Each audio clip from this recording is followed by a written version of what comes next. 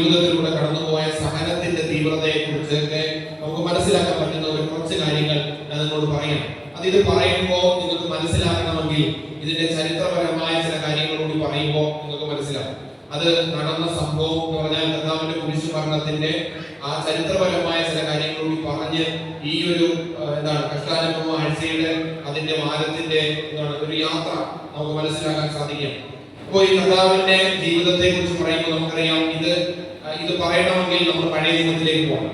അപ്പോ 2-3 പേരുടെ പേരുകൾ മാത്രം നിങ്ങളൊന്ന് ശ്രദ്ധിച്ചാൽ നിങ്ങൾക്ക് അറിയാവുന്ന കാര്യങ്ങളാണ്. കുറച്ചുകൂടെ ഉള്ളിൽ ആഴപ്പെടാൻ വേണ്ടി നമുക്കറിയാം അബ്രഹാത്തെ ദൈവം വിളിക്കുകയാണ്.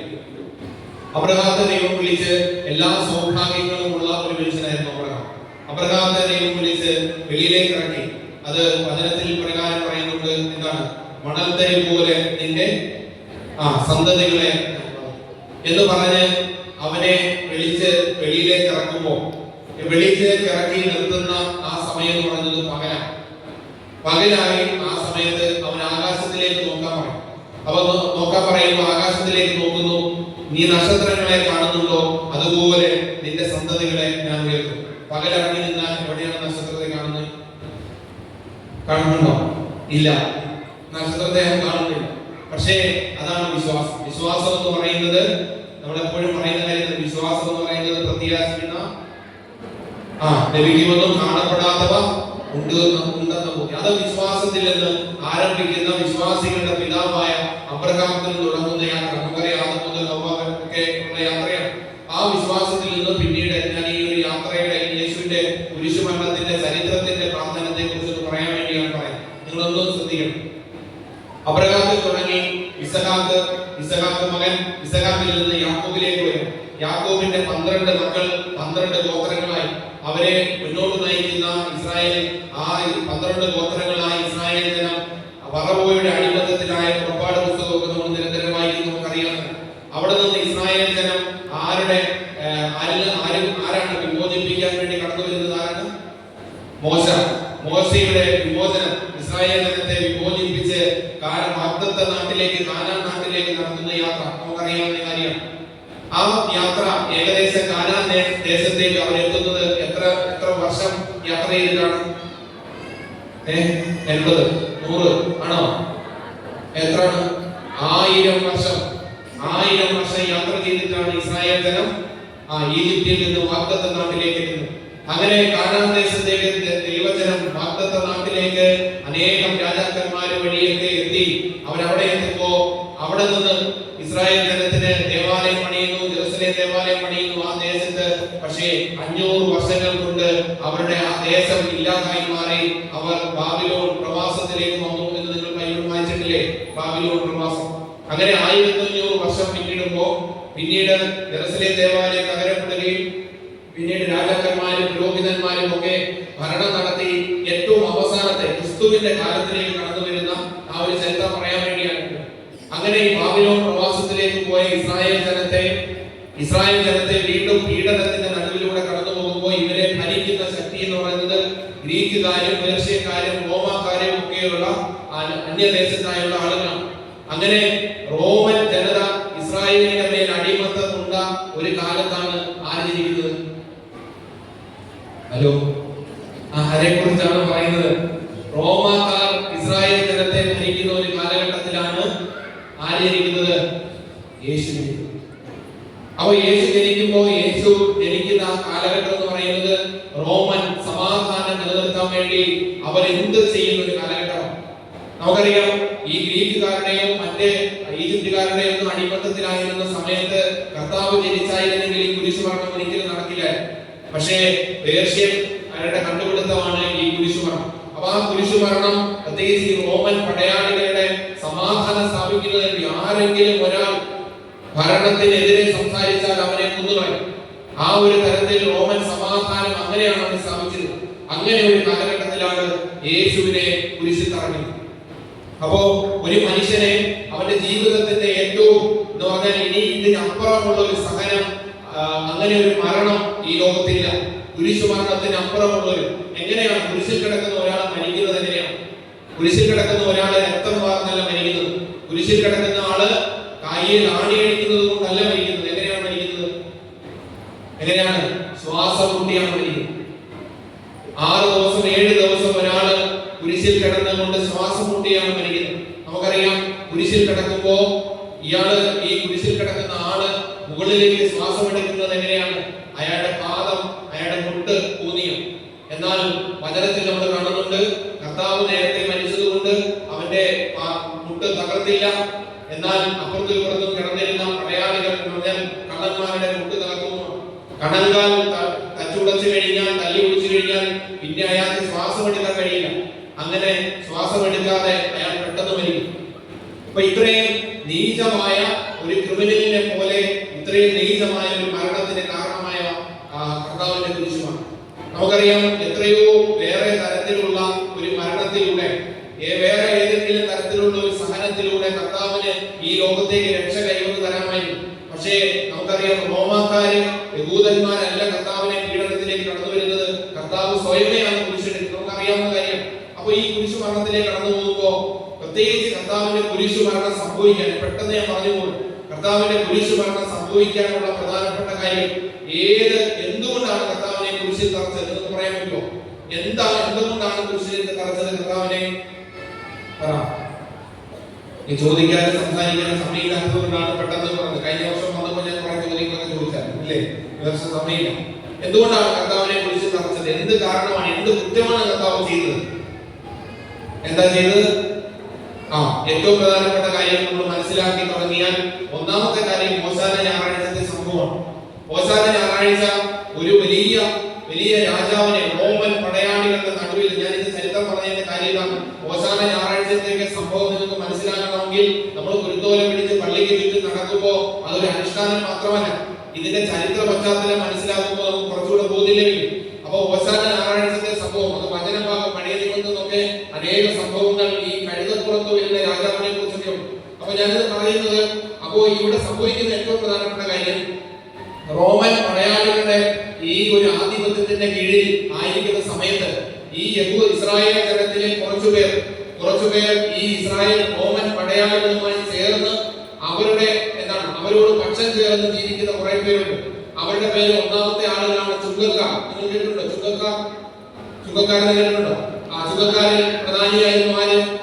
മത്തായി ചുങ്കക്കാരനായിരുന്നു, സക്കേയൂസ് ചുങ്കക്കാരനായിരുന്നു. കേട്ടിട്ടില്ലേ? എന്ന് പറഞ്ഞാൽ ഇവർ ഇസ്രായേൽ യഹൂദനായിരുന്നു. പക്ഷേ ഇവർ ചെയ്യുന്ന കാര്യം എന്ന് പറഞ്ഞാൽ റോമൻ പടയാളികൾക്ക് വേണ്ടി എന്ത് ചെയ്യും? ചുങ്കം പിരിച്ചുകൊണ്ട് കൊടുക്കുന്ന ഒരു ജോലി. എന്ന് പറഞ്ഞാൽ അവരുടെ ടാക്സ് കളക്ട് ചെയ്യുമ്പോൾ ഇവന്റെ കയ്യിൽ നിന്ന് 100 രൂപയാണ് അവർക്ക് കൊടുക്കാനുള്ളത്. പക്ഷേ 200 രൂപ മേടിച്ച് 100 രൂപ ഇവരും എടുക്കും, 100 രൂപ അവിടെയും കൊടുക്കും. അങ്ങനെ ചുങ്കക്കാരായ ആളുകൾ, റോമൻ പടയാളികളുമായി ചേർന്ന് ജീവിക്കുന്ന അങ്ങനെയുള്ള കുറെ ആളുകൾ. ഇനിയും അതിനോട് ചേർന്ന് നിങ്ങൾ കേട്ടിട്ടുണ്ടാവും സദൂക്കായർ. കേട്ടിട്ടുണ്ടോ? സദൂക്കായർ. പിന്നെ ഫരിസയർ കേട്ടിട്ടുണ്ടല്ലോ. അപ്പൊ ഇങ്ങനെ പിന്നെ തീവ്രവാദികളായ കുറെ പേര്. അപ്പൊ അങ്ങനെ കുറെ പേര് റോമൻ പടയാളികളോട് ചേർന്ന് നിൽക്കുന്ന കുറെ ഇസ്രായേൽക്കാർ. ഇനി ഞാൻ പറയുന്ന കർത്താവിനെ എന്തിനാണ് കുരിശിൽ തറച്ചതെന്ന് പറയാൻ വേണ്ടിയാണ് ഞാൻ പറയുന്നത്. അപ്പോ പ്രത്യേകമായും ഓശാന ഞായറാഴ്ച, ഓശാന തിരുനാളിന്റെ അന്ന് ഈശോ എന്ന് പറഞ്ഞാൽ എല്ലാ ജനങ്ങളും പ്രതീക്ഷിച്ചിരിക്കുകയാണ് ഒരു രക്ഷകൻ ഈ റോമൻ പടയാളികളുടെ അടിമത്തത്തിൽ നിന്ന്, റോമൻ സാമ്രാജ്യത്തിന്റെ അടിമത്തത്തിൽ നിന്ന് സംരക്ഷിക്കാൻ ഒരാൾ കടന്നു വരുമെന്ന് ആഗ്രഹത്തോടെ ഇരിക്കുന്ന ഒരു സമയമാണ്. ആ സമയത്താണ് എല്ലാവരുടെ പ്രതീക്ഷകൾക്ക് വിപരീതമായി കർത്താവ് കടന്നു വരുന്നത്. എങ്ങനെയാണ്? കഴുതപ്പുറത്താണ് കടന്നു വരുന്നത്. ഇനിയും കർത്താവ് കടന്നു വരുന്നതിന്റെ തൊട്ടു മുമ്പായിട്ട് പീലാത്തോസിന്റെ വലിയൊരു സൈന്യം വരുന്നു. അപ്പൊ അവര് വന്ന് അവിടെ നിൽക്കുകയാണ്. അപ്പോ ഈ നിങ്ങൾ പഴയ നിയമത്തിൽ വായിച്ചിട്ടുണ്ടെങ്കിൽ, പഴയ നമ്മുടെ ഓശാന തിരുനാളിന്റെ സമയത്ത് വരുമ്പോ 2 വഴികൾ തിരിയുന്നുണ്ട്. ജെറുസലേമിലേക്ക് വന്ന് 2 വഴികൾ തിരിയുന്നുണ്ട്. ഒന്ന് പീലാത്തോസിന്റെ കൊട്ടാരത്തിലേക്കും, 2 ജെറുസലേം ദേവാലയത്തിലേക്കുമാണ്. അപ്പോ ഈ കൊട്ടാരത്തിലേക്ക് പോയി ഈ പടയാളികളെ, റോമൻ സാമ്രാജ്യത്തെ മുഴുവൻ ഇല്ലാതാക്കാമെന്നുള്ള വലിയ ചിന്തയിൽ, ഇല്ലാതാക്കുമെന്നുള്ള വലിയ ചിന്തയിലാണ് ഈ ജനം മുഴുവൻ ഈ കുരുത്തോലയും ഒലിവിൻ ചില്ലകളൊക്കെ പിടിച്ച് ഓശാന കാണുന്നത്. എന്നാൽ കർത്താവ് കടന്നു വന്ന് എവിടേക്കാണ് പോയത്? ഹലോ എവിടേക്കാണ് പോയത്? അവൻ ജെറുസലേം ദേവാലയത്തിലേക്കാണ് പോയത്. ഇതാണ് കർത്താവിന് ഓശാന പാടിയ അതേ ജനം തന്നെ ഇവനെ ക്രൂശിക്കുക എന്ന് വിളിക്കാനുള്ള കാരണം. ജനമെല്ലാം പ്രതീക്ഷിച്ചുകൊണ്ടിരുന്നത് ഈ റോമൻ സാമ്രാജ്യത്തിന്റെ അടിമത്തത്തിൽ നിന്ന് ഈ റോമൻ പടയാളികളുടെ കീഴിൽ നിന്ന് നമുക്കൊരു രക്ഷിക്കാൻ ഒരു രക്ഷകൻ കടന്നു വന്നിരിക്കുന്നു എന്ന് ചിന്തിച്ച് ഓശാന പാടിയ ജനം വിപരീതമായി സംഭവിക്കുകയാണ്. എന്താ സംഭവിക്കുന്നത്? ഇവർ എല്ലാം ചെയ്യുന്ന കാര്യം കർത്താവ് ഇവരുടെ ചിന്തകൾക്ക് വിപരീതമായി പോകുന്ന വഴി എന്ന് പറഞ്ഞ ജെറുസലേം ദേവാലയത്തിലേക്കാണ്.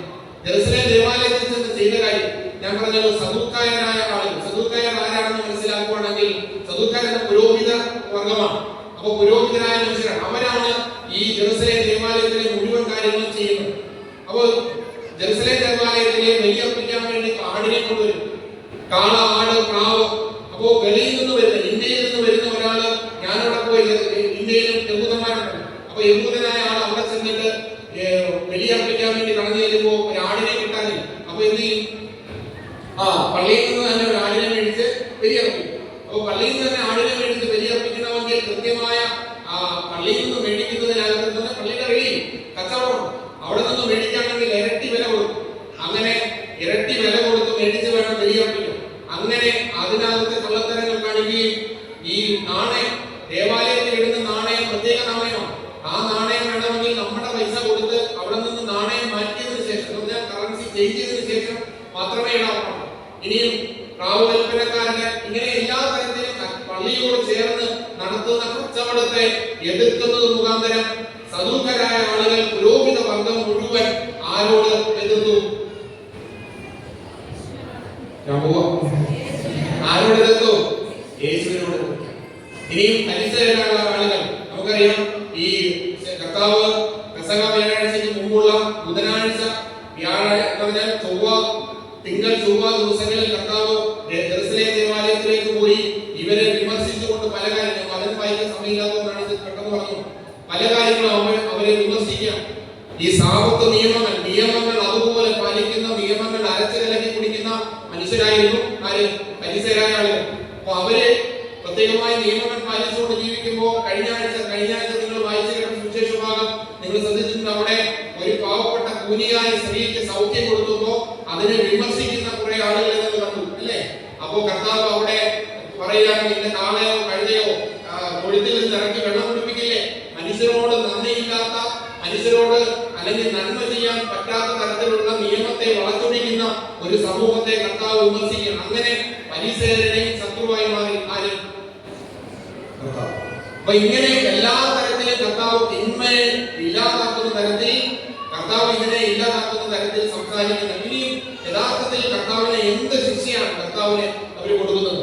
ഒരു തിന്മയും ഇവർ കാണുന്നില്ല, ഒരു തരത്തിലുള്ള തിന്മയും ഇവർ കാണുന്നില്ല. അവസാനം കർത്താവിനെ കുറ്റം വിധിക്കുന്നത് നമുക്കറിയാം.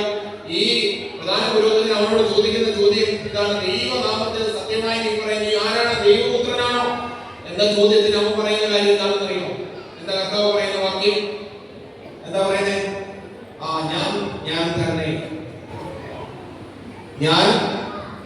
ഇതിനെ പറയുന്ന പഴയ നിയമത്തിലേക്ക് വരുമ്പോ അതിന് ഞാൻ ദൈവമാണ് എന്ന തരത്തിലാണ്. അപ്പോ ഇങ്ങനെ ദൈവമാണെന്ന് സ്വയം പറയുന്ന ആളെ അവർ വിമർശിക്കാം. അപ്പൊ ദൈവദൂഷണം കുറ്റം ചുമത്തി കർത്താവിനെ കുരിശിക്കാൻ വേണ്ടി അവർ കൊണ്ടുപോവുകയാണ്. പക്ഷെ ദൈവദൂഷണം കുറ്റം ചുമത്തുമ്പോഴും ആ കുറ്റത്തിന്റെ മേലെ അങ്ങനെ ഒരു ശിക്ഷ കൊടുക്കാൻ, കുരിശുമരണം കൊടുക്കാനുള്ള അധികാരം അവർക്കില്ല. അവസാനം രാജാക്കന്മാർക്കെതിരെ രാജദ്രോഹം കുറ്റം ചുമത്തിയാണ് കർത്താവിനെ കുരിശിൽ തരിക്കുന്നത്. ഞാൻ പറയാം, ഞാനിത് ഇത്രയും വിശദമായി പറഞ്ഞതിന്റെ കാര്യം, ഇതൊക്കെ ചുമത്തുമ്പോഴും ഇതെല്ലാം ചെയ്യുമ്പോഴും നമുക്കറിയാം, ചെയ്യാത്ത കുറ്റത്തിനാണ് കർത്താവിനെ കുരിശിൽ തറയുന്നത്. ചെയ്യാത്ത കുറ്റത്തിനാണ് കർത്താവിനെ കുരിശിലേക്ക് നയിക്കുന്നത്. ഇനി ഏറ്റവും പ്രധാനപ്പെട്ട ഒരു കാര്യം നമുക്കറിയാം, ഈ കർത്താവിന്റെ കുരിശുമരണവുമായി ബന്ധപ്പെട്ട് ധ്യാനിക്കുമ്പോൾ അതിന്റെ ഏറ്റവും പ്രധാനപ്പെട്ട സമയം എന്ന് പറയുന്നത് പെസഹ വ്യാഴാഴ്ച വൈകുന്നേരമാണ്. അവൻ ഈ കുരിശുമരണം, ആയിരക്കണക്കിന് ആളുകൾ കുരിശിൽ തറയ്ക്കപ്പെട്ട് മരിച്ചിട്ടുണ്ട്. ആയിരക്കണക്കിന് ആൾ. സാധാരണ ഒരു മരണം, സാധാരണ ആയിരക്കണക്കിന് ആളുകൾക്കിടയിലുള്ള ഒരാളാണ് കർത്താവ്. അങ്ങനെ ഒരു ക്രിമിനൽ കുറ്റം ചെയ്ത ഒരാളെ കുരിശിൽ തറയ്ക്കുന്ന തരത്തിലേക്ക് കർത്താവിന് കുരിശുമരണം മാറാമായിരുന്നു. പക്ഷെ അങ്ങനെ മാറാതെ ലോകരക്ഷയ്ക്ക് ഈ കുരിശുമരണം കാരണമായി മാറിയതിന്റെ ഏറ്റവും പ്രധാനപ്പെട്ട കാരണം പറഞ്ഞ് നമ്മൾ ഞാൻ അവസാനിപ്പിക്കും. അതിന്റെ കാരണം എന്താണ്? കർത്താവിന്റെ കുരിശുമരണം ഒരു ക്രിമിനലിനെ ക്രൂശിൽ തറച്ചതല്ല. പിന്നെന്താണ്? ഇതൊരു ബലിയാണ്. ഇതൊരു ബലിയാണ്. നമ്മുടെ പഴയ നിയമത്തിലെ, പുതിയ നിയമത്തിലെ യോഹന്നാന്റെ സുവിശേഷത്തിൽ നമ്മൾ വായിക്കുന്ന ഒരു കാര്യമാണ്. ഇതാ ലോകത്തിന്റെ പാപങ്ങൾ നീക്കുന്ന യോഹന്നാന്റെ സുവിശേഷം 1-ാം അധ്യായം 29-ാം വാക്യത്തിൽ അടുത്ത ദിവസം യേശു തന്റെ അടുത്തേക്ക് വരുന്നത് കണ്ട് അവൻ പറഞ്ഞു, ഇതാ ലോകത്തിന്റെ പാപം നീക്കുന്ന ദൈവത്തിന്റെ ഒരു കുഞ്ഞാടിനെ പോലെ, പെസഹ തിരുനാളിൽ ഒരു കുഞ്ഞാടിനെ പോലെ അറക്കപ്പെട്ട കർത്താവ്. ഇത് പെസഹ തിരുനാളിന്റെ ചരിത്രം പറയുമ്പോഴേ നിങ്ങൾക്ക് മനസ്സിലാവും, ഇതൊന്നും പറയുന്നില്ല. പക്ഷേ ഞാൻ ഒരു കാര്യം പറഞ്ഞ് അവസാനിപ്പിക്കാം. നമ്മുടെ വ്യക്തിപരമായ ജീവിതത്തിൽ നമ്മൾ ഈ ഇതിലേക്ക് കടന്നു വരുമ്പോൾ, പെസഹ തിരുനാളിലേക്കും കഷ്ടാനുഭവത്തിലേക്ക് കടന്നു വരുമ്പോൾ ഒരു കാര്യം കൂടി മനസ്സിലാക്കേണ്ട ഏറ്റവും പ്രധാനപ്പെട്ട കാര്യം നിങ്ങളുടെ മനസ്സിലുണ്ടാകട്ടെ. നമ്മൾ ഏറ്റവും പ്രധാനപ്പെട്ട കാര്യത്തിലേക്ക് വരുമ്പോൾ, ഈ പെസഹ വ്യാഴാഴ്ച ഏത് സമയത്താണ്? പെസഹ വ്യാഴാഴ്ച ഏത് സമയത്താണ് കർത്താവ് കുരിശിൽ മരിക്കുന്നത്? പറയാമോ? പെസഹ വ്യാഴാഴ്ച ഏത് സമയത്താണ്? ദുഃഖവെള്ളിയാഴ്ച ഏത് സമയത്താണ് കുരിശിൽ മരിക്കുന്നത്? 3 മണിക്കാണ്. നമുക്കറിയാം പെസഹ വ്യാഴാഴ്ച കർത്താവിന്റെ അന്ത്യത്താഴ സമയം എപ്പോഴാണ്? അന്ത്യത്താഴ സമയം എപ്പോഴാണ്? വൈകുന്നേരം അത്താഴം കഴിക്കുന്ന സമയത്ത്. നമുക്കറിയാം ഇന്ന് വൈകുന്നേരം മലങ്കര പ്രാർത്ഥന ചൊല്ലിയാൽ ഏത് പ്രാർത്ഥനയാണ് നമ്മൾ ചൊല്ലുന്നത്? ഏത് പ്രാർത്ഥനയാണ് ചൊല്ലുന്നത്? ഇന്നേ ദിവസം ശനിയാഴ്ച വൈകുന്നേരത്തെ പ്രാർത്ഥനയാണോ തിങ്കളാഴ്ചത്തെ വൈകുന്നേരത്തെ അല്ല ഞായറാഴ്ച വൈകുന്നേരത്തെ പ്രാർത്ഥനയാണോ ചൊല്ലുന്നത്? ഞായറാഴ്ച വൈകുന്നേരത്തെ പ്രാർത്ഥനയാണ്. എന്ന് പറഞ്ഞാൽ ഒരു ആരാധന ക്രമം അനുസരിച്ച് ഇന്ന് വൈകുന്നേരം 6 മണി മുതൽ നാളെ 6 മണി വരെയാണ് ഒരു ദിവസം. അങ്ങനെയാണെങ്കിൽ കർത്താവ് തന്റെ കുരിശുമരണത്തിന്റെ തൊട്ടു മുമ്പ് കർത്താവ് അപ്പമെടുത്ത് വാഴ്ത്തി ശുദ്ധീകരിച്ച് അവർക്ക് കൊടുത്തുകൊണ്ട് ഇതെന്റെ ശരീരമാകുന്നു, ഇതെന്റെ രക്തമാകുന്നു എന്ന് പറഞ്ഞതിന് ശേഷം ഏതാനും മണിക്കൂറുകൾക്ക് ശേഷമാണ് കർത്താവ് കുരിശിലേക്ക് കടന്നു വരുന്നത്. അപ്പോൾ ഈ ഒരു പെസഹ വ്യാഴാഴ്ചയുടെയും ദുഃഖവെള്ളിയുടെയും ശുശ്രൂഷ നമ്മൾ 2 ദിവസമായി ആചരിക്കുന്നുണ്ടെങ്കിലും അത് ഒറ്റ ദിവസം നടന്ന സംഭവമാണ്. ഇത് നമുക്ക് മനസ്സിലാക്കണമെങ്കിൽ നമുക്കറിയാം പെസഹ തിരുനാൾ എന്ന് പറയുന്നത് യഹൂദനെ സംബന്ധിച്ച പെസഹ തിരുനാളിന്റെ പഴയ നിയമ പശ്ചാത്തലം വായിച്ചു നോക്കിയാൽ മനസ്സിലാകും. പെസഹ തിരുനാളിൽ ഒരു കുഞ്ഞ് എഴുന്നേറ്റ് നിന്ന് തന്റെ അപ്പനോട് ചോദിക്കണം, അപ്പാ ഞാൻ എന്തിനാണ് ഈ പെസഹ ഇത് അപ്പം ഭക്ഷിക്കേണ്ടത്? അപ്പോ അപ്പം പറഞ്ഞു കൊടുക്കണം, ഇത് പഴയ നിയമ ഇസ്രായേൽ ജനം അതുപോലെ നമ്മൾ അടിമത്തത്തിൽ നിന്ന് മോചിപ്പിച്ചതിന്റെ ഫലമായിട്ടാണ് ഞാൻ ഈ അപ്പം ഭക്ഷിക്കുന്നത് എന്ന് പറഞ്ഞാൽ അയാൾ ഒരുപക്ഷെ ഈ അടിമത്തത്തിൽ പോയിട്ടില്ലെങ്കിൽ പോലും അയാൾ ഈ മോചനം പ്രാപിച്ചതിന്റെ ഓർമ്മയ്ക്ക് വേണ്ടിയാണ് നമ്മൾ ഇത് ചെയ്യുന്നതെന്ന് പറയും. നമുക്കറിയാം ഈ അപ്പം ഭക്ഷിക്കുമ്പോഴെല്ലാം കർത്താവിന്റെ കുരിശുമരണത്തെ ധ്യാനിക്കുകയും പ്രാർത്ഥിക്കുകയും ചെയ്യണമെന്ന് വചനത്തിലൂടെ കർത്താവ് നമ്മളോട് അറിയിക്കുകയാണ്. അപ്പൊ ഇങ്ങനെയാണെങ്കിൽ ഞാൻ പറഞ്ഞു വരുന്ന ഏറ്റവും പ്രധാനപ്പെട്ട കാര്യം ശ്രദ്ധിച്ചോണം. ഈ 2 ദിവസം നമ്മൾ പെസഹ വ്യാഴാഴ്ചയിൽ ദുഃഖവെള്ളി നടക്കുന്ന സംഭവം ഒരു ദിവസം നടന്ന സംഭവമാണ്. ഈ നിങ്ങൾ ശ്രദ്ധിച്ചു കേട്ടോണം. ഈ ഒരു ദിവസം നടക്കുന്ന സംഭവം നമ്മൾ നോക്കണം. വിശുദ്ധ കുർബാനയ്ക്ക് നമ്മൾ കടന്നു വരുമ്പോ ഈ കർത്താവിന്റെ ശരീരം എടുത്ത് പിടിക്കുമ്പോ, രക്തം എടുത്ത് പുരോഹിതൻ ആശീർവദിക്കുമ്പോ അവിടെ നടക്കുന്ന ഏറ്റവും പ്രധാനപ്പെട്ട കാര്യം കർത്താവിന്റെ കുരിശുമരണം തന്നെയാണ്. അതുകൊണ്ട് ഞാൻ നിങ്ങളോട് പറയാൻ ആഗ്രഹിക്കുന്ന കാര്യം, നമ്മൾ ഈ ദേവാലയത്തിലേക്ക് കടന്നു വരുന്നത് അപ്പം ഭക്ഷിക്കാൻ വേണ്ടിയല്ല. നിങ്ങൾ ശ്രദ്ധിച്ചു കേൾക്കണം. നമ്മൾ ദേവാലയത്തിലേക്ക് കടന്നു വരുന്നത് അപ്പം ഭക്ഷിക്കാൻ വേണ്ടിയല്ല. പിന്നെ പറഞ്ഞോ, വേറെ ഇത്രയും നേരം പറഞ്ഞ കാര്യങ്ങൾ നിങ്ങൾ മനസ്സിലില്ലെങ്കിൽ കുഴപ്പമില്ല, ഇത് നിങ്ങളുടെ മനസ്സിലുണ്ടാകണം. ഇത് പറയാൻ വേണ്ടിയാണ് അത്രയും നേരം പറഞ്ഞത്. പറഞ്ഞോ, എന്താ?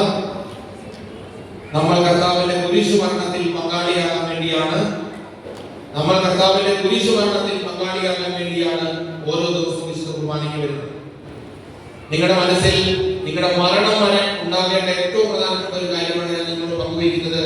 ഞാൻ വിശുദ്ധ കുർബാനയ്ക്ക് വരുന്നത് അപ്പം ഭക്ഷിക്കാനോ ഒരു വിരുന്നിൽ പങ്കാളിയാകാനോ വേണ്ടതല്ല.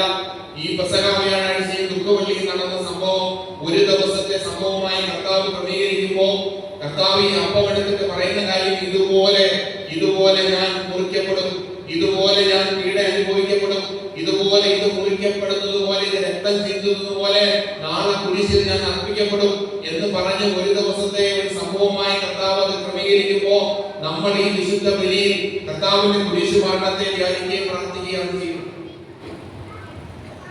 ഇനി ഏറ്റവും പ്രധാനപ്പെട്ട കാര്യം നിങ്ങൾ ശ്രദ്ധിച്ചോണം.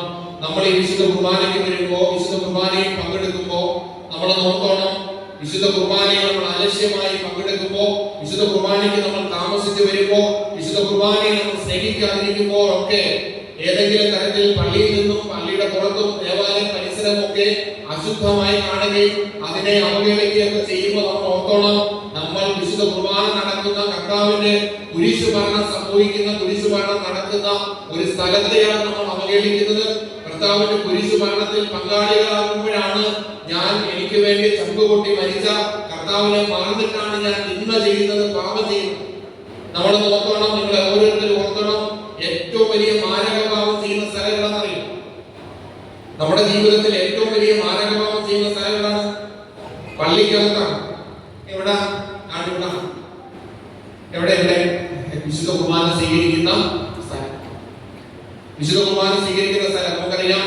കർത്താവ് ഈ കുരിശു മരണത്തിന്റെ അല്ലെങ്കിൽ ഈ ഇതിനെ കുറിച്ച് നമ്മുടെ വചനത്തിലൂടെ അല്ല ചെയ്യുന്ന സംഭവത്തിൽ ഏറ്റവും പ്രധാനപ്പെട്ട കാര്യം ഞാൻ വായിക്കാൻ സമയമില്ലാത്തവർ പറയാണ്, ആരെങ്കിലും അയോഗ്യതയോടുകൂടി അപ്പം ഭക്ഷിക്കുകയും പാത്രത്തിൽ നിന്ന് പാനം ചെയ്യുകയും ചെയ്താൽ അവൻ കർത്താവിന്റെ ശരീരത്തിനും രക്തത്തിനുമെതിരെ തെറ്റ് ചെയ്യും. നമ്മുടെ ജീവിതത്തിലെ ഏറ്റവും വലിയ മാരകപാപമാണ് അയോഗ്യതയോടുകൂടി കർത്താവിന്റെ ശരീര രക്തങ്ങളിൽ പങ്കാളികളാണ്. ഇതിൽ അപ്പം ഭക്ഷിക്കുകയും പാത്രത്തിൽ നിന്ന് പാനം ചെയ്യുമ്പോഴൊക്കെ നിങ്ങൾ നിങ്ങളുടെ തന്നെ ശിക്ഷാവിധിയാണ് ഭക്ഷിക്കുകയും പാനം ചെയ്യുകയും ചെയ്യുന്നത്. പുറത്തുസാർക്കെതിരെ പറയും. ഇനിയും അതിനുശേഷം പറയുന്നത്, നിങ്ങളിൽ പലരും രോഗികളായതിനും മരണപ്പെട്ടു പോയതിനും കാരണം ഇതാണ്. ഏതാണ്? അയോഗ്യതയോടുകൂടി അപ്പം ഭക്ഷിക്കും. അതുകൊണ്ട് ഈ വിശുദ്ധ കുർബാനയെ നമ്മൾ സ്നേഹിക്കുമ്പോൾ, വിശുദ്ധ ഞാൻ ഈ ധ്യാനം, ഈ 3 ദിവസത്തെ ധ്യാനം അവസാനിക്കുമ്പോൾ നമ്മുടെ വ്യക്തിപരമായ ജീവിതത്തിൽ നിങ്ങൾക്കുണ്ടാകേണ്ട ഏറ്റവും പ്രധാനപ്പെട്ട ഒരു കാര്യമാണ്, നിങ്ങൾ വിശുദ്ധ കുർബാനയെ സ്നേഹിക്കാൻ തുടങ്ങിയാൽ, കർത്താവിന്റെ കുരിശുമരണത്തെ ധ്യാനിക്കാനും പ്രാർത്ഥിക്കാനും തുടങ്ങിയാൽ ജീവിതം മാറും. ഒരു പൈശാചികതയും ഒരു തിന്മയും ഒരു അന്ധകാര ശക്തിയും നമ്മുടെ ജീവിതത്തെയോ നമ്മുടെ കുടുംബത്തെയോ തൊടില്ല. നിങ്ങൾ ഏത് പ്രതിസന്ധിയിലൂടെ കടന്നു പോകുന്നവരാണെങ്കിലും, അതിനെ കടബാധ്യതയായിക്കോട്ടെ, ജീവിതത്തിൽ ഏത് പ്രയാസമായിക്കോട്ടെ, പൈശാചിക പീഡകളായിക്കോട്ടെ, അതിന് ജീവിതത്തിൽ നടക്കാത്ത കാര്യങ്ങളായിക്കോട്ടെ, നിങ്ങൾ ഒരു കാര്യം ചെയ്താൽ മതി, വിശുദ്ധ കുർബാനയെ നിങ്ങൾ സ്നേഹിക്കാൻ തുടങ്ങുക. വിശുദ്ധ കുർബാനയെ നിങ്ങൾ ഭയഭക്തിയോടുകൂടി അതിനെ ബഹുമാനിക്കാനും പ്രാർത്ഥിക്കാനും, പ്രത്യേകിച്ച് കർത്താവിന്റെ സന്നിധിയില് പാപങ്ങൾ ഏറ്റുപറഞ്ഞ് കുമ്പസാരിച്ച് യോഗ്യതയോടുകൂടി വിശുദ്ധ കുർബാനയ്ക്ക് നിങ്ങൾ വില കൊടുത്തു നോക്ക്. മറ്റ് ഒരു കാര്യങ്ങളും നിങ്ങൾ ഒരു ദേശത്തേക്ക് പോകണ്ട, ഒരു ജ്ഞാനേന്ദ്രങ്ങളിലേക്ക് പോകണ്ട, നിങ്ങൾ ഒരു രാജ്യത്തേക്ക് പോകണ്ട. കാര്യസാധ്യത നടക്കാൻ വേണ്ടി ഈ വിശുദ്ധ സ്ഥലത്ത്, ഈ പരിശുദ്ധമായ ദേവാലയത്തിൽ വിശുദ്ധിയോടുകൂടി വിശുദ്ധ കുർബാനയിൽ പങ്കെടുത്താൽ നമ്മുടെ ജീവിതത്തിന്റെ എല്ലാ മേഖലകളിലും കർത്താവ് അത്ഭുതങ്ങൾ കൊടുക്കും. Hallelujah, hallelujah. നമ്മൾ ആരാധനയിലേക്ക് പ്രവേശിക്കുമ്പോൾ ഞാൻ ഇത്രയും നേരം പറഞ്ഞ കാര്യം ഞാൻ നിങ്ങളെ ഒന്നുകൂടെ ഓർമ്മിപ്പിക്കുകയാണ്. നമ്മുടെ വ്യക്തിപരമായ ജീവിതത്തിന്റെ ഏറ്റവും പ്രധാനപ്പെട്ട കാര്യം കർത്താവിനെ കുറിച്ച് കേൾക്കുക എന്നതാണ്. ഒന്നാമത് ഞാൻ പറഞ്ഞ കാര്യം കർത്താവിനെ കുറിച്ച് കേൾക്കുക. ക്രിസ്തുവിനെ കുറിച്ചുള്ള പ്രസംഗം നമ്മുടെ ജീവിതത്തിൽ വിശ്വാസം ഉണ്ടാക്കും. പത്രോസിന്റെ ജീവിതത്തിൽ നിന്ന് അനേക കാര്യങ്ങൾ നമ്മൾ പറഞ്ഞു. വിശ്വാസ ജീവിതത്തിൽ ബലഹീനനായ മനുഷ്യനെ ശക്തിപ്പെടുത്തിയത് കർത്താവിന്റെ വലിയ അനുഗ്രഹമാണ്. അതോടൊപ്പം തന്നെ രണ്ടാമത് ഞങ്ങൾ ഇതുമായി ബന്ധപ്പെട്ട് പറഞ്ഞ കാര്യം, ഈ പത്രോസിന്റെ ജീവിതത്തിൽ അത്ഭുതങ്ങൾ ചെയ്യാൻ, അടയാളങ്ങൾ ചെയ്യാൻ ബലഹീനനായ മനുഷ്യനെ ശക്തിപ്പെടുത്തിയത് കർത്താവിന്റെ കൂടെയുണ്ടെന്നുള്ള വിശ്വാസത്തിന്റെ ഉറപ്പാണ്. ഈ കർത്താവിന്റെ കുരിശുമരണത്തോടുള്ള ആ കുരിശുമരണത്തെ കുറിച്ചുള്ള പ്രസംഗങ്ങൾ പത്രോസ് എവിടെ പറഞ്ഞാലും ആയിരങ്ങൾ മാമോദീസ സ്വീകരിക്കുകയും ഇതിലേക്ക് വിശ്വാസത്തിലേക്ക് കടന്നു വരികയും ചെയ്യുന്ന കാര്യങ്ങൾ നമ്മൾ വായിക്കും. രണ്ടാമത് കർത്താവിന്റെ കുരിശുമരണത്തിന്റെ ചരിത്രപരമായ ചില കാര്യങ്ങൾ ഞാൻ നിങ്ങളോട് പറഞ്ഞു. എന്തിനു വേണ്ടിയാണ്, ഏത് കുറ്റം ചുമത്തിയാണ് കർത്താവിനെ കുരിശിൽ തറച്ചതെന്ന് ഞാൻ പറഞ്ഞു. ഞാൻ നിങ്ങളോട് പറയുമ്പോൾ നമുക്കറിയാം, ഈ ലോകത്ത് ഇത്രയും സഹനങ്ങൾ, ത്യാഗങ്ങൾ ഏറ്റെടുത്ത കർത്താവ് കുരിശിൽ മരിച്ചത് നമുക്ക് വേണ്ടിയാണ്. ആ കുരിശു മരണത്തിന്റെ അനുസ്മരണമായ, നമുക്ക് ദാനമായി സമ്മാനമായി തന്ന ഈ വിശുദ്ധ കുർബാന, അതിനെ അവഗണിക്കരുത്. വിശുദ്ധ കുർബാനയെ നമ്മൾ സ്നേഹിക്കണം. വിശുദ്ധ കുർബാനയിൽ നമ്മൾ പങ്കെടുക്കുമ്പോൾ അതിനെ എനിക്ക് വേണ്ടി എന്റെ കർത്താവ് ചാക്രവാരണിയിലേക്ക് സഹനങ്ങൾ സഹിച്ച്, പീഡകൾ സഹിച്ച് മരിച്ചതാണെന്നുള്ള ഒരു ഓർമ്മ നമുക്കുണ്ടാകും. നമുക്കറിയാം, നമുക്കിതിന്റെ വില അറിയത്തില്ലെങ്കിലും വേറൊരുത്തിന് വില അറിയാം. ആരറിയാം? ആർക്കറിയാം? സാത്താനറിയാം. നീ ഇത് സ്വീകരിക്കരുത്, വിശുദ്ധ കുർബാനയിൽ നീ പങ്കെടുക്കരുത്, വിശുദ്ധ കുർബാനയിൽ നീ വരരുത്, വിശുദ്ധ കുർബാന അല്ലെങ്കിൽ പോകാൻ നേരം 100 തടസ്സങ്ങൾ ഉണ്ടാകുക, അതോടൊപ്പം തന്നെ 100 കാര്യങ്ങളിൽ കുർബാനയ്ക്ക് പോകാനുള്ള അലസത ഉണ്ടാകുക, വിശുദ്ധ കുർബാന സ്വീകരിക്കാതിരിക്കുക. നമ്മൾ ഓർക്കണം, ഇതൊക്കെ നമ്മുടെ ജീവിതത്തിൽ ഉണ്ടാകുന്നത് പൈസ. ഞാൻ ഒരു കാര്യം പറഞ്ഞ് അവസാനിപ്പിക്കും. നമുക്കറിയാം ഈ ലോകത്ത് അനേകം വിഗ്രഹങ്ങൾ, അനേകം ദൈവങ്ങൾ എന്ന് പറഞ്ഞാൽ മതങ്ങളൊക്കെ ഉണ്ട് അല്ലേ? എത്രയോ കോടാനുകൂടി മതങ്ങളും കോടാനുകൂടി ദൈവങ്ങളും ഒക്കെ ഉണ്ടാകും. നിങ്ങൾ നോക്കണം, ഒരു വിഗ്രഹങ്ങളെയോ ഒരു ദൈവത്തെയോ ആർക്കും വേണ്ട എന്ന് പറഞ്ഞാൽ മറ്റൊരാൾ പൈസ കൊടുത്ത് മേടിച്ചുകൊണ്ട് പോയില്ല അല്ലേ? അവര് മതത്തിലും ആചാരങ്ങൾ നടത്തുന്നു, അനുഷ്ഠാനങ്ങൾ നടത്തുന്നു. പക്ഷേ നമ്മൾ ആരാധിക്കുന്ന ഈ ക്രിസ്തുവിനെ, നമ്മൾ ആരാധിക്കുന്ന വിശുദ്ധ കുർബാനയെ അവഹേളിക്കാനും അതിനെ ഇല്ലാതാക്കാനും ലക്ഷക്കണക്കിന് രൂപ കൊടുത്ത് അത് വാങ്ങിച്ചുകൊണ്ട് പോയി നശിപ്പിക്കാനും ഉള്ള ഒരു പൈശാചികത ഇന്നും ലോകത്തുണ്ട്, ഇന്ന് തിരുവനന്തപുരത്തുണ്ട്, നമ്മുടെ ഇടയിലുണ്ട്. എന്തുകൊണ്ടാണ് ഈ വിശുദ്ധ കുർബാന നശിക്കണമെന്ന് ആഗ്രഹിക്കുന്ന ഒരു സമൂഹം ഉള്ളത്? ഇത് നിലനിന്നാൽ അവന് ഇല്ലാതാവും. വിശുദ്ധ കുർബാന സ്വീകരിക്കുന്ന കുടുംബങ്ങൾ വളർന്നു വന്നാൽ അവന്റെ തലയാണ് തകർക്കുന്നത്. വിശുദ്ധ കുർബാനയെ ഭക്തിയോടുകൂടി ആദരിക്കുന്ന ഒരു കൂട്ടായ്മ എവിടെയെങ്കിലും ഉയർന്നു വന്നാൽ പിശാചിനെയാണ് ഇല്ലാതാക്കുന്നത്. അതുകൊണ്ട് നമ്മുടെ ഉള്ളിൽ ഭിന്നത ഉണ്ടാക്കും, നമ്മുടെ ഉള്ളിൽ പൈശാചികം നിറയ്ക്കും. വിശുദ്ധ കുർബാനയെ സ്നേഹിക്കാതിരിക്കാൻ എല്ലാ വഴിയും നമ്മുടെ ഉള്ളിൽ ഉണ്ടാക്കും. അതുകൊണ്ട് ഈ ധ്യാനം 3 ദിവസത്തെ ധ്യാനം അവസാനിക്കുമ്പോൾ എനിക്ക് നിങ്ങളോട് പറയാനുള്ള ഏറ്റവും പ്രധാനപ്പെട്ട കാര്യം, നിങ്ങൾ ഈ കാര്യത്തിന് വേണ്ടി വില കൊടുക്കണം. വിശുദ്ധ കുർബാനയെ സ്നേഹിക്കണം, വിശുദ്ധ കുർബാനയ്ക്ക് വില കൊടുക്കണം. വിശുദ്ധ കുർബാനയെ അവഹേളിക്കും എന്ന് പറഞ്ഞാൽ അതിനെ അയോഗ്യതയോടുകൂടി മാരക പാപം ചെയ്തിട്ട് പാപത്തിന്റെ അവസ്ഥയിൽ പോയി നാവുനീട്ടി കുമ്പസാരിക്കാൻ നമുക്ക് അവസരമുണ്ടെങ്കിൽ കുമ്പസാരിക്കണം. ഒരുപക്ഷെ കുമ്പസാരിക്കാൻ നമുക്ക് അവസരം കിട്ടിയ പോലും ചങ്ക് കൂട്ടി കർത്താവിനോട് മാപ്പപേക്ഷിച്ച് പശ്ചാത്തപിച്ചിട്ട് നാവ് നീട്ടിയത് സ്വീകരിക്കാം. കർത്താവ് പറയുന്ന പോലെ നമ്മുടെ മലങ്കര കുർബാനയുടെ അവസാനത്തിൽ ഈ വിശുദ്ധ കുർബാന എല്ലാവർക്കും കൊടുത്തതിന് ശേഷം തിരിച്ചു വന്ന പുരോഹിതൻ ആശീർവദിക്കുമ്പോൾ ഇങ്ങനെ പറയും, കർത്താവേ ഇത് ഞങ്ങളുടെ ശിക്ഷാവിധിക്കോ പ്രതികാരത്തിനുമായി തീരരുത്, പിന്നെയോ ഞങ്ങളുടെ രക്ഷയ്ക്കും നിത്യജീവനുമായി ഓർക്കണം എന്ന് പറഞ്ഞാൽ ഇത് ഞങ്ങളുടെ ശിക്ഷാവിധിക്ക് കാരണമാകരുത് എന്ന് പറഞ്ഞാൽ ഇത് കാരണമാകാൻ, ഇത് അയോഗ്യതയോടുകൂടി ഇത് ഭക്ഷിക്കുന്നത് നമ്മുടെ നാശത്തിന് കാരണമാകും. അതുകൊണ്ട് വിശുദ്ധ കുർബാനയെ സ്നേഹിക്കാം, വിശുദ്ധ കുർബാനയോട് കൂടുതൽ സ്നേഹം ഉണ്ടാകാൻ ഞാൻ നിങ്ങളോട് പറയുന്നു. ഈ ഒരു ധ്യാനത്തിന്റെ നിമിഷങ്ങളിൽ നിങ്ങൾ ഇനിയും ഉള്ള സമയങ്ങളിൽ ആദ്യം പറഞ്ഞു തുടങ്ങി വചനം പറഞ്ഞ് അവസാനിപ്പിക്കാം. എന്തായാലും നിങ്ങൾ കേൾക്കുക മാത്രം ചെയ്യുന്ന ആത്മവഞ്ചകരാകരുത് എന്ന് പറഞ്ഞ കാര്യങ്ങൾ ഒരു കാര്യമില്ല. വിശുദ്ധ കുർബാനയെ സ്നേഹിക്കാനും ഈ വിശുദ്ധ കുർബാനയെ കുറിച്ച് ഒരുപക്ഷെ ക്രിസ്തുവിനെ കുറിച്ച് മറ്റുള്ളവരോട് പങ്കുവയ്ക്കുവാനും അങ്ങനെ ഏതെങ്കിലും തരത്തിൽ ചെയ്യാൻ പറ്റുന്ന കാര്യങ്ങളൊക്കെ, ഏതെങ്കിലും ചെറിയ കാര്യങ്ങൾ പോലും ചെയ്യാൻ നമ്മൾ തുടങ്ങിയാൽ നമുക്ക് ജീവിതം മാറും. നിങ്ങൾക്ക് ജീവിതം മാറണ്ടേ? മാറണോ? അതോ ഇങ്ങനെയൊക്കെ ജീവിച്ചാൽ മതിയോ? മതിയോ? അല്ല, മാറണം. ജീവിതം മാറും. അതുകൊണ്ട് നമ്മുടെ വ്യക്തിപരമായ ജീവിതത്തിൽ ഈ ഒരു ആത്മീയ ഈ 3 ദിവസത്തെ ധ്യാനം നമുക്ക് ഒരുക്കി കുറെ കാര്യങ്ങൾ അച്ഛന്മാരിലൂടെയും ഒക്കെ കർത്താവ് നമ്മളോട് പറയുകയാണ്. ഈ 3 ദിവസം നമ്മളിനി ആരാധനയിലേക്ക് പ്രവേശിക്കുകയാണെന്ന് ഞാൻ നിങ്ങളോട് പറയാം. ഒരു കാര്യങ്ങളും ചിന്തിക്കാതെ ഞാൻ സ്വതന്ത്രമായി പ്രാർത്ഥിക്കേണ്ട സമയമാണ് ആരാധന സമയം. നമുക്ക് 9:30 എല്ലാ ശുശ്രൂഷയും അവസാനിക്കും. നമുക്ക് ഒരു കാര്യങ്ങളും നിങ്ങൾ മനസ്സിൽ പോലും മറ്റ് ആകുലതകളോ നമ്മുടെ സങ്കടങ്ങളോ ഒന്നും നിങ്ങൾ ഓർക്കേണ്ട. കർത്താവ് എന്നെ ഒന്ന് തൊടണം, അത് മാത്രം ആഗ്രഹിക്കും, അത് മാത്രം മതി. കർത്താവ് എന്നെ ഒന്ന് തൊട്ടാൽ മതി. ആ തൊട്ട് കഴിഞ്ഞാൽ ബാക്കി എല്ലാ കാര്യങ്ങളും നേരെയാണ്. നമ്മുടെ ജീവിതത്തിന്റെ എല്ലാ സങ്കടങ്ങളും നേരെയാണ്. അതിന് ഇതിന്റെ ഇടയ്ക്ക് ഓർത്തപ്പോൾ ഒരു കാര്യം, ഈ വിശുദ്ധ കുർബാനയ്ക്ക് നമ്മൾ വരുമ്പോൾ നമ്മുടെ കുറേ നിയോഗങ്ങൾ പറയുന്ന ഒരു സ്ഥലമായി വിശുദ്ധ കുർബാന മാറും. ഞാൻ കഴിഞ്ഞ പ്രാവശ്യം വന്നപ്പോഴും നിങ്ങളോട് വിശുദ്ധ കുർബാനയുടെ കാര്യങ്ങളൊക്കെ പറഞ്ഞാലും മലങ്കര കുർബാനയുടെ അർത്ഥമൊക്കെ നിങ്ങളോട് പറഞ്ഞാലും അപ്പൊ അതിലൊക്കെ നമ്മൾ പലപ്പോഴും തിരിച്ചറിയാതെ പോകുന്ന കുറേ കാര്യങ്ങൾ, വിശുദ്ധ കുർബാനയുടെ അർത്ഥം മനസ്സിലാക്കാതെ ഒക്കെ നമ്മൾ വന്ന് പങ്കെടുത്തിട്ട് പോകും. പക്ഷേ ഞാൻ നിങ്ങളോട് പറയാം, വിശുദ്ധ കുർബാനയ്ക്ക് വരുമ്പോൾ പുരോഹിതൻ ചൊല്ലുന്ന പ്രാർത്ഥനയോട് ചേർന്ന് നമ്മൾ പ്രാർത്ഥിച്ച് നമ്മൾ കുറേ കാര്യങ്ങൾ പറഞ്ഞ് നമ്മുടെ ജോലി, കാറ്, വീട്, മറ്റേ വിവാഹം, ഇങ്ങനെ കുറേ കാര്യങ്ങൾ പറഞ്ഞ് അതൊക്കെ കർത്താവിനറിയാം. നമുക്ക് ഉള്ളിലോട്ട് എടുക്കാൻ ശ്വാസം ചെല്ലുന്നത് ആരാണ്? ഭർത്താവാണോ? ഭാര്യയാണോ? ആരുമല്ല, ദൈവം. ഇത് നിന്നാൽ ആർക്കും ഒന്നും ചെയ്യാൻ പറ്റില്ല. ഏത് മൾട്ടി സ്പെഷ്യാലിറ്റി ഹോസ്പിറ്റലിലും ഒന്നും ചെയ്യാൻ പറ്റില്ല. അതുകൊണ്ട് ഈ ശ്വാസം ഉള്ളിലോട്ട് തരുന്ന കർത്താവിന് നമ്മുടെ വീട്ടിലെ സങ്കടങ്ങൾ അറിയില്ലേ? നമ്മുടെ ജീവിതത്തിലെ പ്രയാസങ്ങൾ അറിയില്ലേ? എന്താ അറിയാത്തത്? എന്നാലും നമ്മൾ പറയണം, പറഞ്ഞ് കർത്താവിനെ അറിയിക്കണം. നിങ്ങളോട് പറയാം, നമ്മുടെ ആവശ്യങ്ങൾ പറഞ്ഞ് നമ്മുടെ ഏറ്റവും ബേസിക് ആയിട്ടുള്ള ചിന്ത നമ്മൾ ചിന്തിച്ചാൽ മതി. ഈ ശ്വാസം അകത്തോട്ടെടുക്കാൻ കർത്താവാണ് നമ്മളെ അനുവദിക്കുന്നത്.